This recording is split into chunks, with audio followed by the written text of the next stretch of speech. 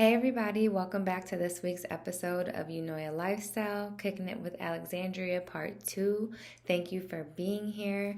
It's a great episode. I know that you guys are all going to love it.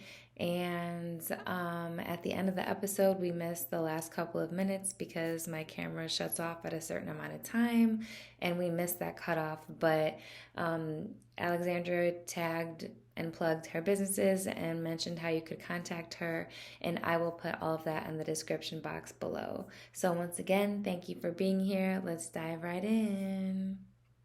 It's taken a lot of doing the opposite to get here, though. I appreciate you constantly reminding me of that, because damn right. Yes, that's what we are friends for. That's what friends are for, to remind each other that we're growing, and sometimes we're off, sometimes we're on, but it's always. But I'm gonna be here. Yes. That's the most important thing. Yep. I'm gonna be here through all that. For sure.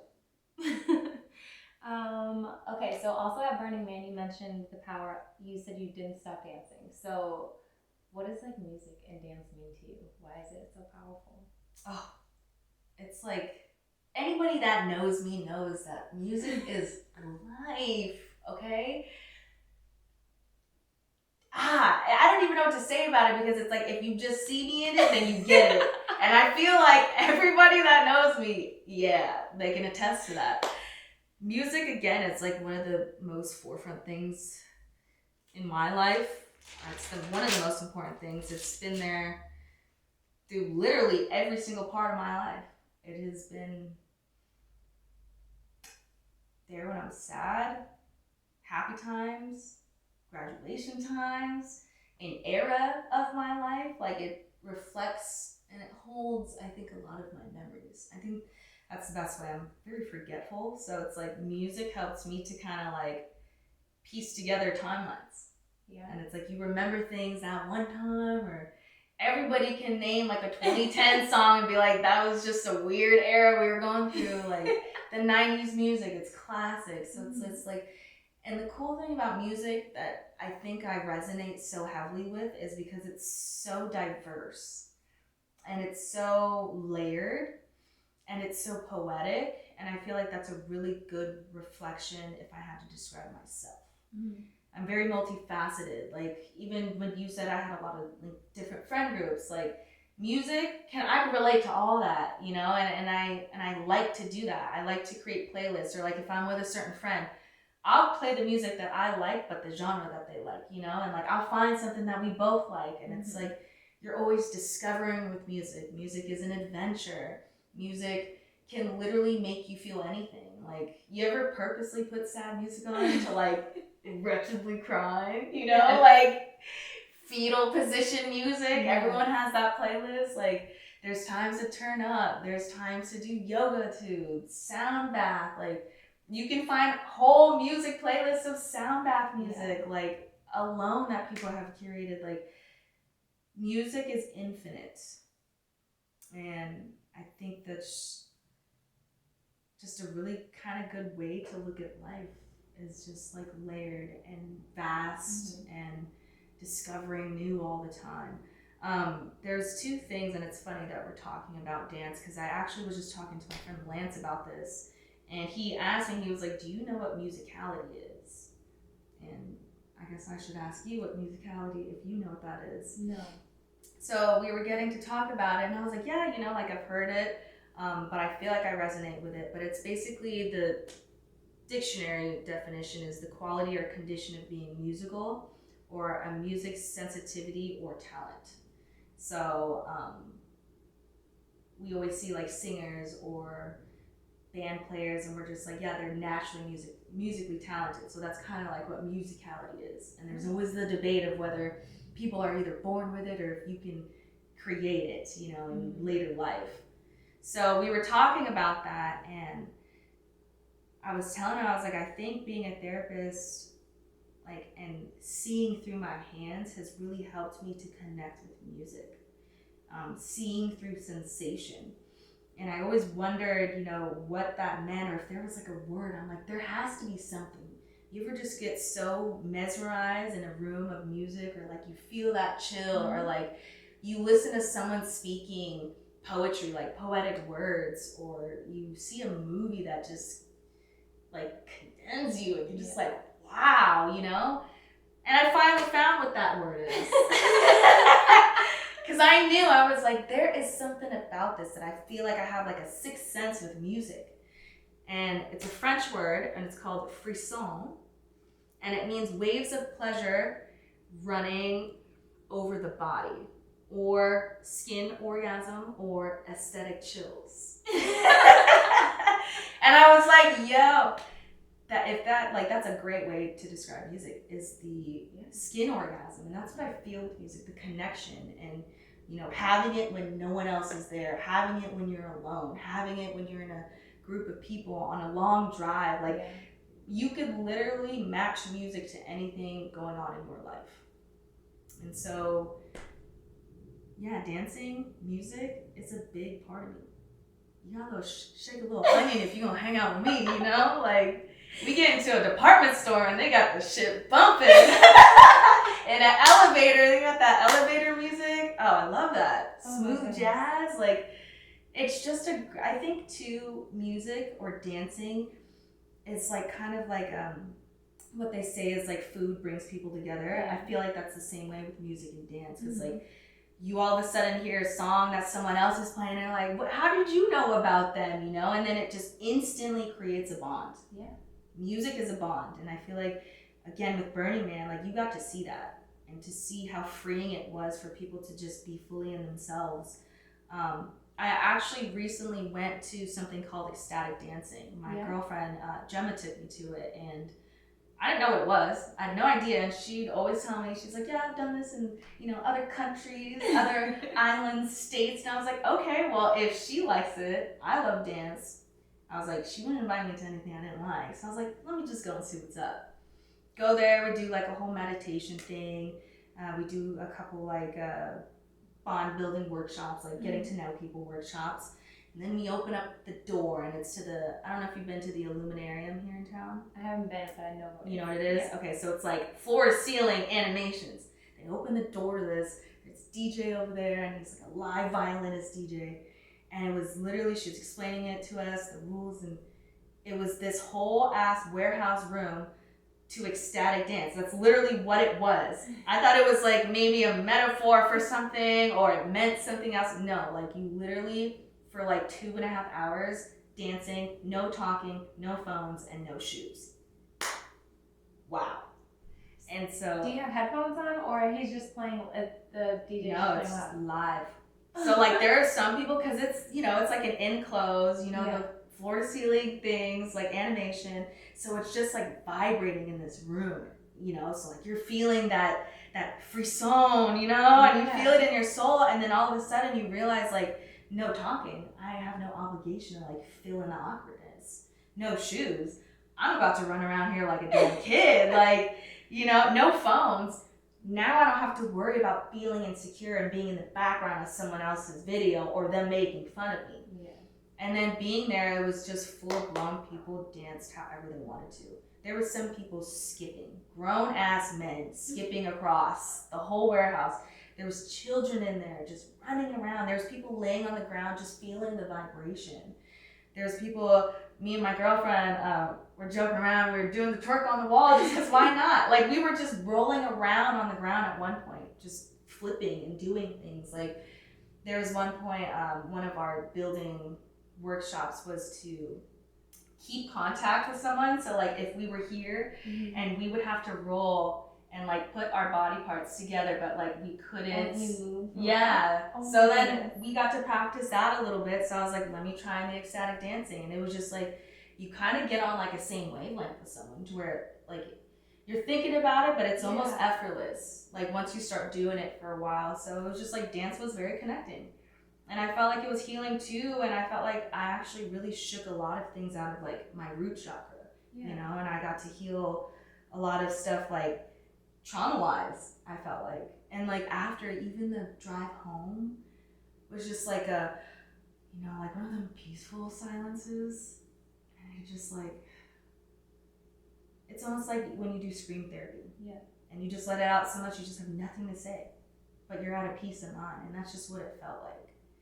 So it's like to be stimulated by dance, to be stimulated by music, to get the body going, the heart pumping, the mind flowing. Like, even when you get into those times when you're just feeling the vibration, like, we're almost just like trees sticking out of the ground, you know? Yeah. So, like, that energy is able to go through the roots and, like, go back to Mother Nature and get out of me, and then, like, come also back into you and, like, light you up and grow you and, like, expand. Like, you just feel expanded and you just feel nice. And then to see how other people express, you're just like, wow, everybody is so different and we're all listening to the same song. Like, yeah. And it goes back to how diverse music is and how opening it is. And it goes back to Burning Man, like, and how colorful it is. Like, just all from the simple act of dance. Simple act of music. It's just infinite. So it's like you could never get it wrong. And you can always repeat it. And it never gets old. That's classic. It is. It's original.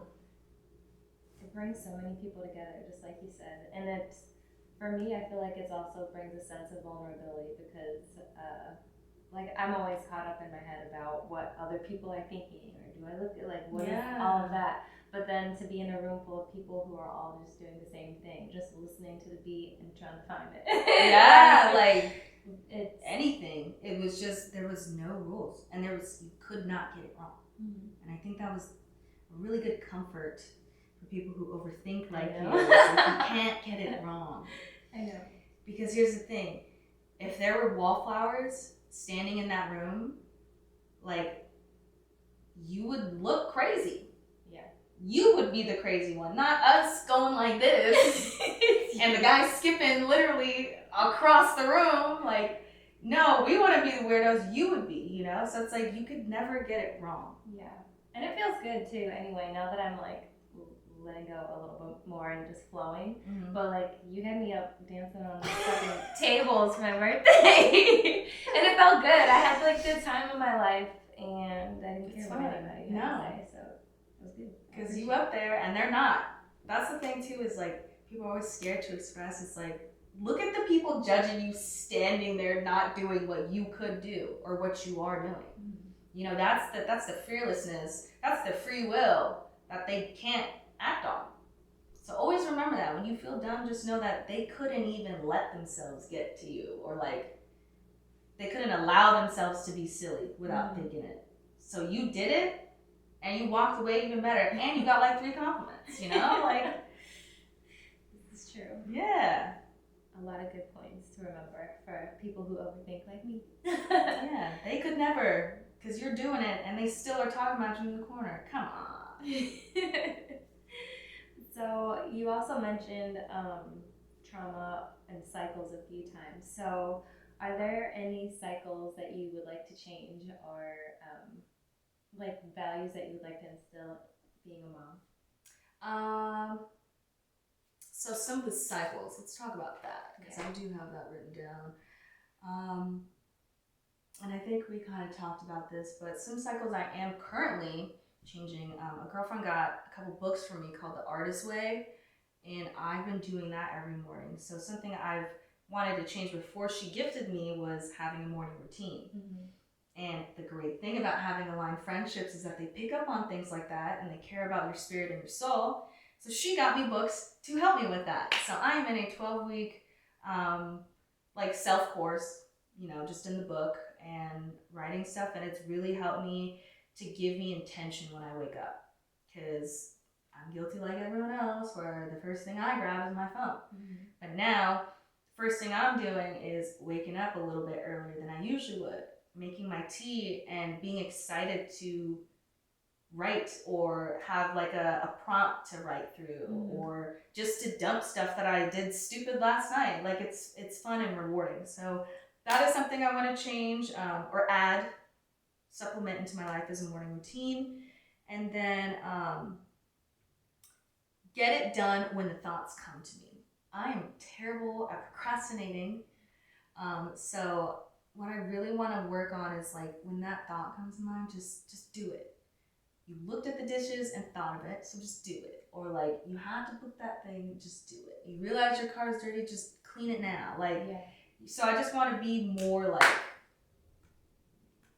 see a need, fill a need. Boom, boom, boom. And then in regards to Sebastian, the values I want in him, or cycles that I'm breaking with how I grew up, is I never got to express myself to its fullest, and I really never got to like ask questions about anything. It was like you're very seen and not heard, or the bar's set here, but you can't question it, So I think for him, it's like I really want him to be open with asking questions, and anyone who has met Sebastian knows that he has no problem with that. Also too, like self-regulation. That's something that I'm still struggling with. I am not a patient human being at all, and anger levels can be a little on the rage side. So I just want to help Sebastian like self-regulate, and we've done yoga together, and even just breathing. Like sometimes when we were teaching him how to like ride a bike, it was really frustrating to him, and we were at his dad's house, and I remember he was just freaking out, and he fell and got back up and got on his bike, and he just like let go of the handles and just let the bike go, and he was like, and he just did like 3 deep breaths, and then got back on the bike and tried again, and like with a peace of mind. Aww. So it's just like little things like that. It's just like I want to help him self-regulate, to understand that being angry is okay, but let me teach you how to have like healthy anger, or like setting boundaries is okay. I never got to do that, so let me show you how to set healthy boundaries with people, or when you don't like something, how to say it to people. And I feel like, again, growing up as like a 90s baby or anyone older, like we just had no sense of like body autonomy or like boundaries with our bodies. It was like, you have to give this person a kiss or this person a hug, or like having beautiful hair like us, there's always some fucking fingers up in there, grab, like touching my hair. Like, so boundaries. And then also too, something me and Sebastian's father always instill in Sebastian is just pushing past the limit. Because there isn't one. So I think we have done, and we're still doing, like a really, really good job on just like showing him like just how far he can go without us being like, oh, be careful, or like, I don't know if you should do that, or like, like always being scared or like hesitant.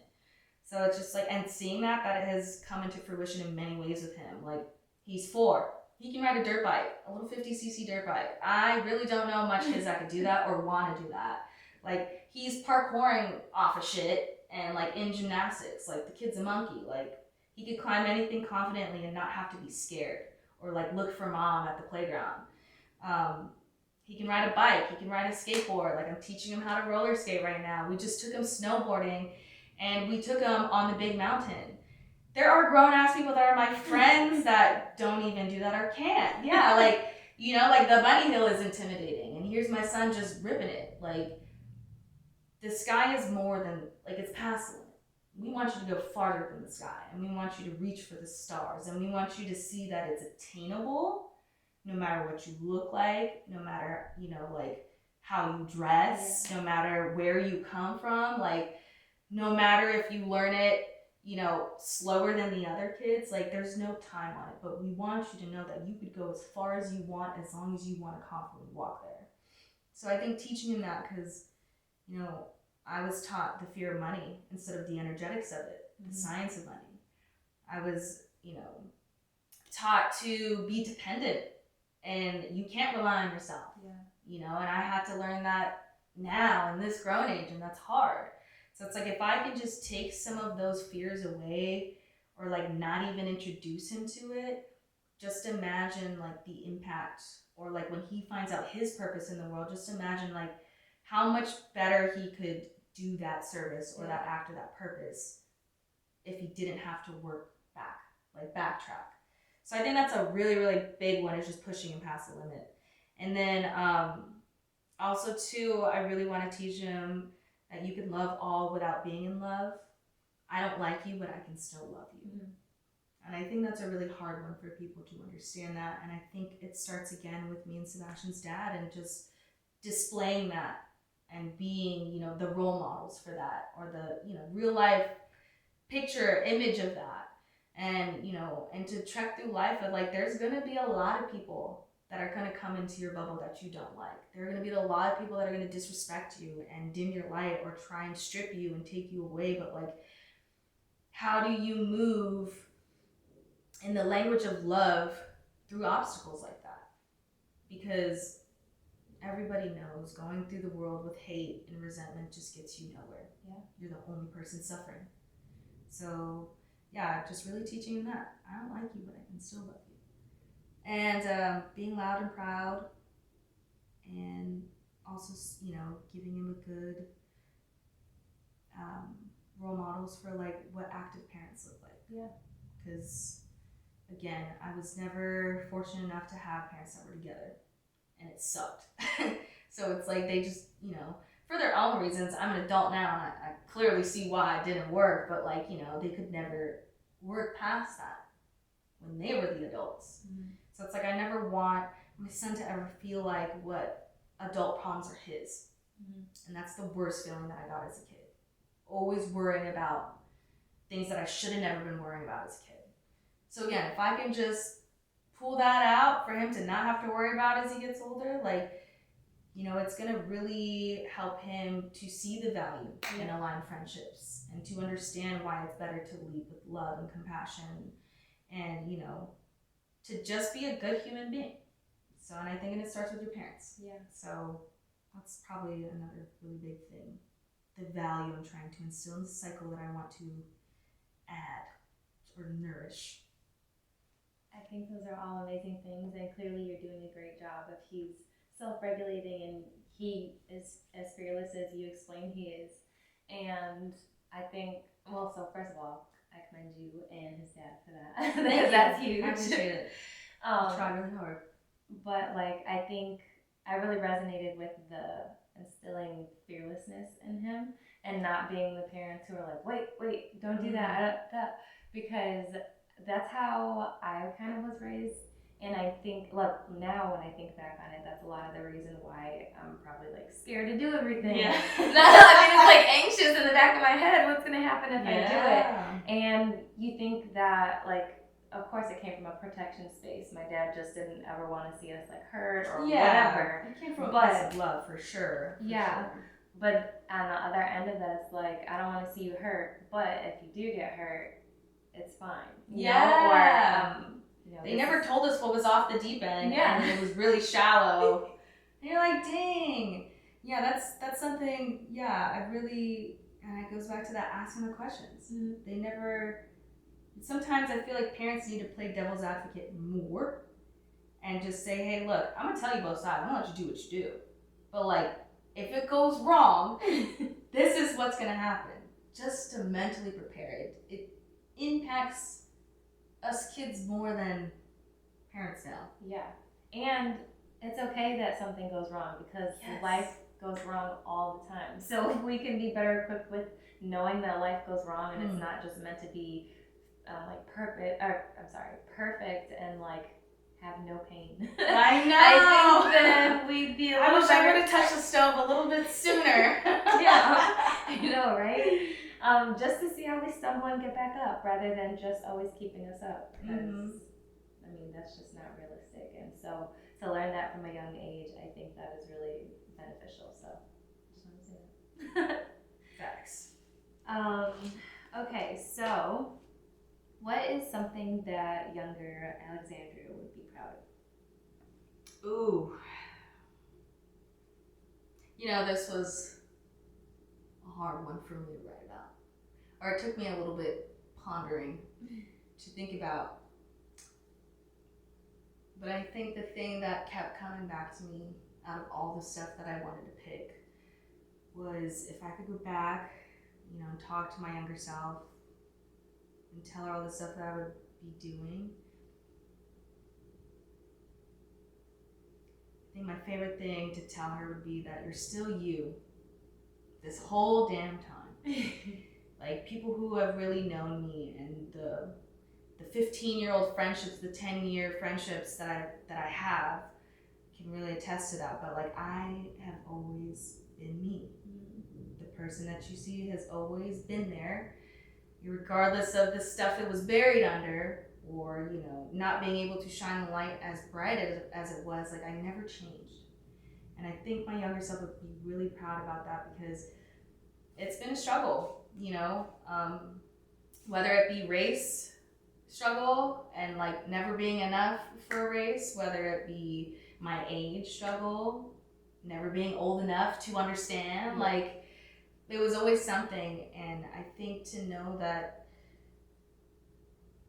who I was deep down and like my soul calling has always been there, and the hunger for it has never gone away. I think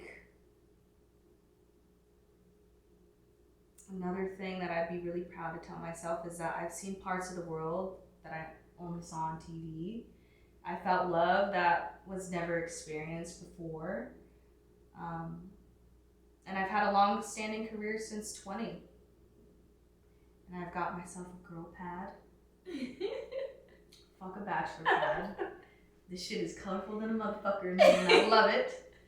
It's like, so I finally got to just envision that and live that dream. I feel like, again, girls can relate to this, but like dreaming of your own place and just customizing it fully as yourself is like a really fulfilling moment. And I think that like my angsty teen self would have been really proud of me with that. And lastly, I think the thing that I'd be really excited to tell my younger self is that I finally found ears that are eager to listen to what I have to say. And I think being on this podcast is like a very full circle moment in life, to realize that like what I have to say matters. And I think younger self would be like, that's about damn time. So those are just a couple of the highlights I think I'd be proud to tell my younger self. I love that. Yeah. You should be proud of all of that, of course. And I think it's interesting that you said you have a girl pad. That is something that we should definitely be proud of, because sometimes you don't get that, or like you get too serious with a guy and like you never got to like live on your own. Yeah. It's just it's nice. And it's nice to make something your own. And it takes a lot of effort and like energy to make something into your own. So to be able to do that is very fulfilling, I'd say. And I know when I got my first place after my ex and I moved out, because when I moved out of my parents' house, I immediately moved with my ex. And when I was by myself, I immediately was like, garbage, garbage. I want something new. And so it had to be piece by piece, I was rebuilding myself and everything. But every piece that was thrown out and replaced was like amazing. You're like, this is vintage. Yeah.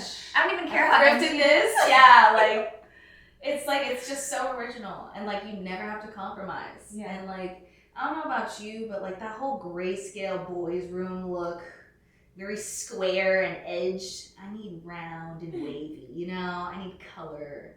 I need complementary. So it's like, you just get to customize it totally yourself. Yeah. And you can have as many smelly things as you want in the house. You can have whatever you want as your girl pad. Girl pad. Okay, so before we get ready to go, how do you balance out your emotions when life feels crazy? Honestly, I think the number one thing I resort to, and I don't even know if this is good or bad, but like sometimes I just feel it. I think when times get tough, it's sometimes either telling me to slow down. Like when I get sick is usually when I'm on like manic episode or a bender or something, and I'm just like going, and I'm never taking breaks, I'm never resting.